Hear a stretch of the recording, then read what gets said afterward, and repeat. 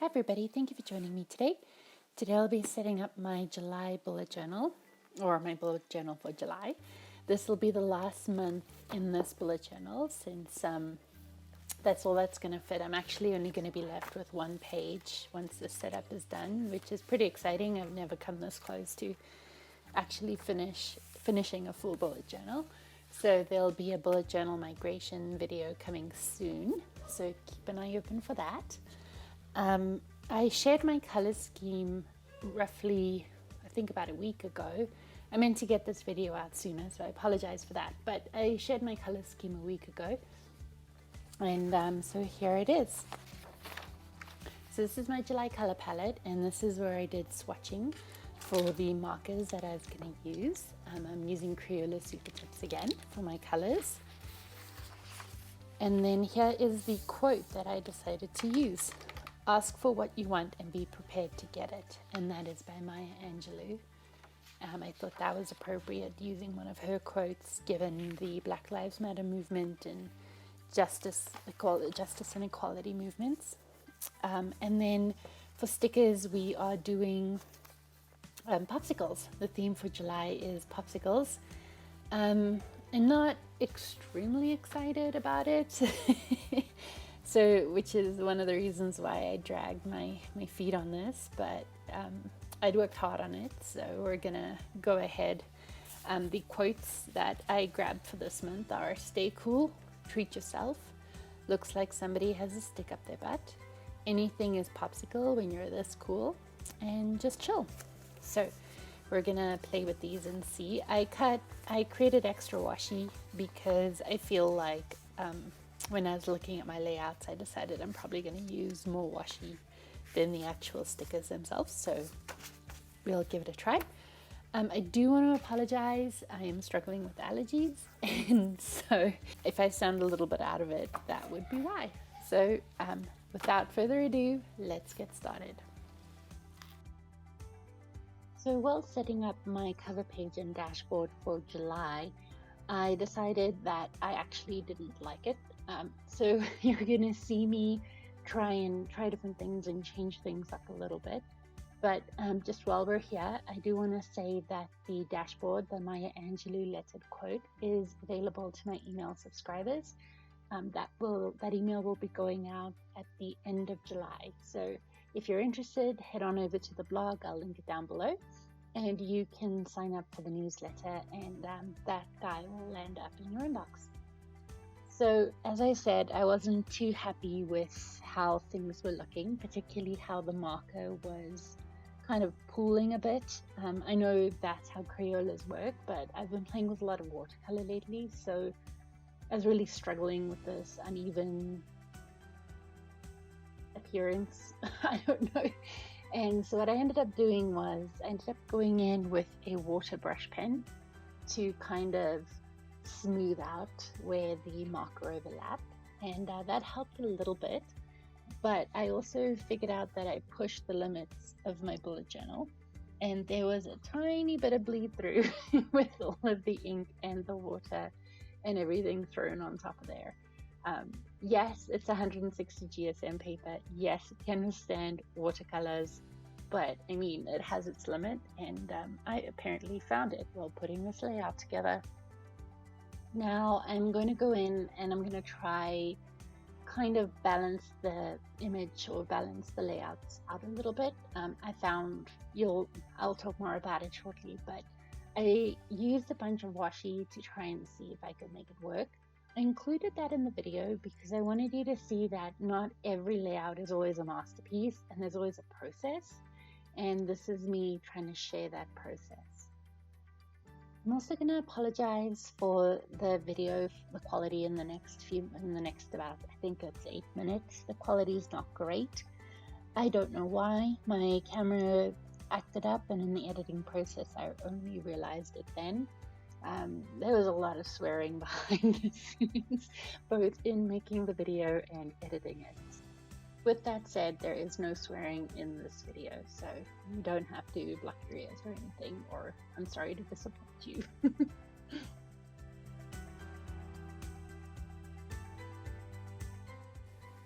So as soon as I was done this page, I realized I didn't like it at all. Reason being, there's a obvious imbalance between the two pages. This is very text heavy, it's got a lot of visual interest, and then this is just kind of boring, so that there's no balance between the two.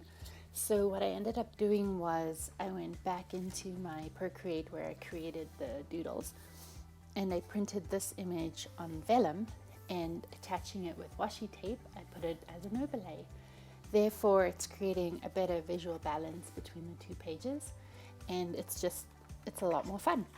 So I wasn't originally going to include this image, but I will now, in case you choose to do the same or you find something else fun to do with it. But I just thought I'd let you know the changes that occurred once I finished the layout.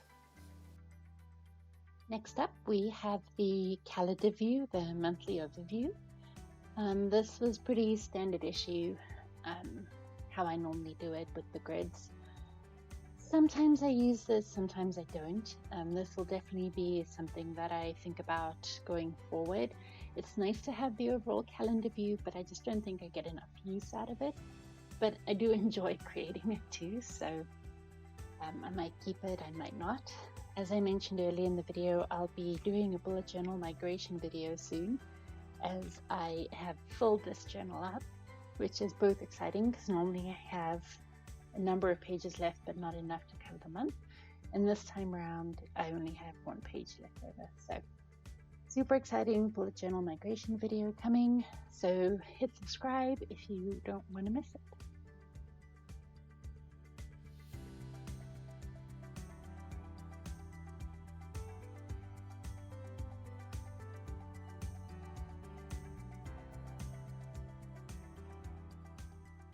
So I did end up misnumbering my calendar, and I just went in with some whiteout tape. Reason why it works is since the bullet journal is bright white paper, you get away with it. I know some of the more yellowy bullet journal papers, the whiteout stands out like a sore thumb.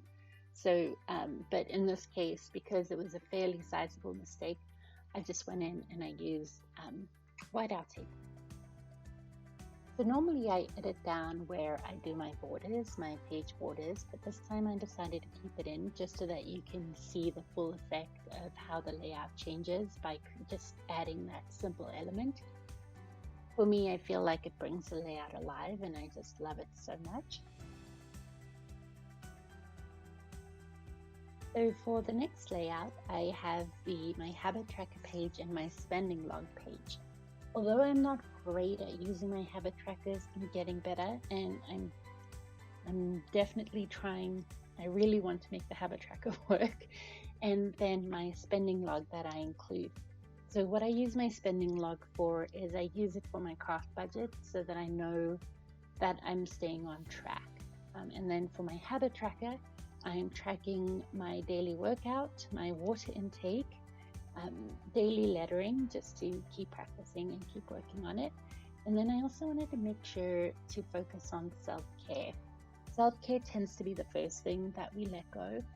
And based on June's habit tracking so far, there's very little self-care going on. So I wanted to include the self-care tracker again, just so that I can stay focused on that. For July, I also kept my mood tracker very simple. In June, I used the simple grid mood tracker, and I did the same for July. Again, I'm not very good at keeping up with using the mood tracker, and it's a lot of effort and time to draw each little individual element. So I just decided, there's so much else that I want to focus on that I'll just keep the mood tracker simple. Now, from a lettering perspective, I decided to do bubble letters for July, and that's what you see with the habit. And then the tracker is actually faux calligraphy.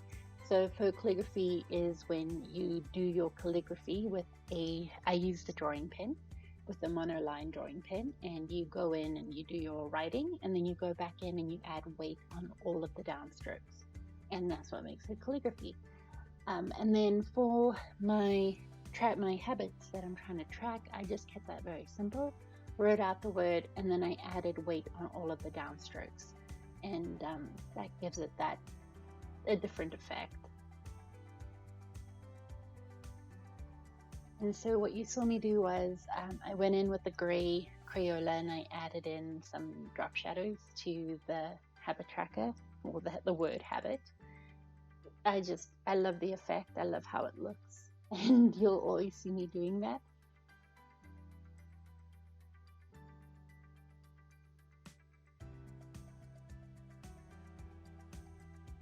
And then for my spending log, I decided to keep log, the font or the writing for log, the same as the habits I'm tracking.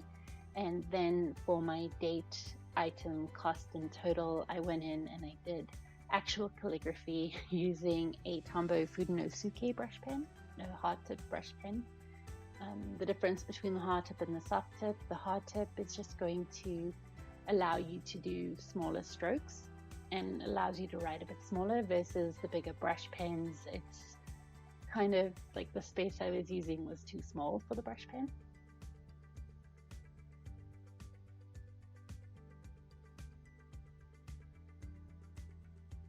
And then I really like the effect of highlighting some elements on the page. Again, I just use a Crayola for it. And again, I added my borders.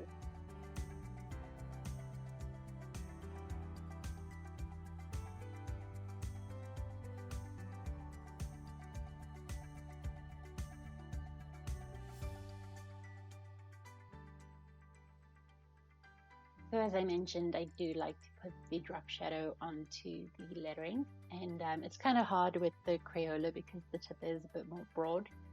And then the next element for kind of that 3D lettering is to go in with the white jelly roll and add some effect on top of the letters. The camera's not picking it up as well, just because the quality, as I mentioned earlier, I ran into issues. So it ended up being kind of blurry, but it's a really cool effect in person. Now my next layout is for my doodles. So for July, my doodle theme is travel. Since we can't really travel this summer, I decided to mark the travel season. Well, we're in the northern hemisphere, so to mark the travel season with travel icon doodles. And I thought it would be fun to do it as a suitcase and then have the doodles be a whole bunch of stickers on the suitcase. So that's kind of the effect I was going for. I'll be focusing on travel icons. It's just easier given the size of some of the squares I drew up, but I definitely thought this would be a fun way to do my July doodles. If you're interested in following along, you can check out my Instagram at Natasha Miller Letters, or you can check out the blog. I'll have the prompts posted in both places. Now in June, one of my favorite things were these watercolor pencils. Think of it as watercolor for dummies. It was so easy to use and so much fun. So I ended up going in, I added shadows where I wanted shadows, went in a little bit lighter, and then when it came time to adding the water, where it was lighter, it stayed light, and then obviously where it's darker, there was more pigment, and I was able to kind of push the pigment around with the water just so that there was more of a even balance between the light and dark and the shaded and the not shaded. And it's basically watercolor for dummies. I strongly recommend them. The brand I have is the Derwent brand, just from Michael's. I bought it with a coupon, but they're becoming more popular. So there are quite a few brands out there now that have these watercolor pencils. So if you're thinking about it, and watercolor is something you're interested in, I would do it. It was a lot of fun. So one of the biggest reasons why I like the watercolor pencils is because, yes, they're easy to use, but it also creates a really fun texture. So with the markers, for example, it's really hard unless you go really slow and you go stroke by stroke by stroke, being very careful not to touch. It still sometimes looks a bit wonky, versus what's fun with the watercolor pencils is that they're so much more forgiving. And it also gives it kind of a more realistic effect. So at the end, the suitcase ended up looking like it was weather beaten and worn. which is really great because A, that's a nice effect given that it's travel, and B, it looks like I did it on purpose, which, yes, that's why I chose the watercolors, but you know, the fun part about watercolors, you can't always control what happens, but the watercolor pencils gives back a little bit of that control while still allowing to play with the watercolors. Now, when I started my weekly layout, my travel doodle page wasn't dry yet. So I just put a piece of paper in between so that there wasn't any transfer. I'm actually a little bit nervous about this month because I chose a vertical layout. I'm a horizontal person. I like the horizontal layout. So we'll see how the vertical looks. I have uploaded this as a free download in the From Blank to Brilliant library. So if you're interested and would like to download that, you can just sign up for the newsletter and you will be given a password to get access to the library. And so you can head on over to the blog. Again, I'll link that down below for you. And again, I'm sticking with the Alistair method of rapid logging because I love it. I thought about doing something different this month, but I didn't like it. I didn't like the idea of switching to something else. So I stuck with what I like, what I knew, and most importantly, what works for me. And that's what you have to keep in mind when you're putting all these layouts together. So thank you so much for your time today. I hope you learned something. I hope you enjoyed. You can again check out my Instagram for posts throughout the month of my different layouts that I create. You can also check out my blog where I'll be posting some more tips and tricks regarding this layout. And as I said, if you sign up for my newsletter, you get a ton of freebies. So thank you so much for watching today.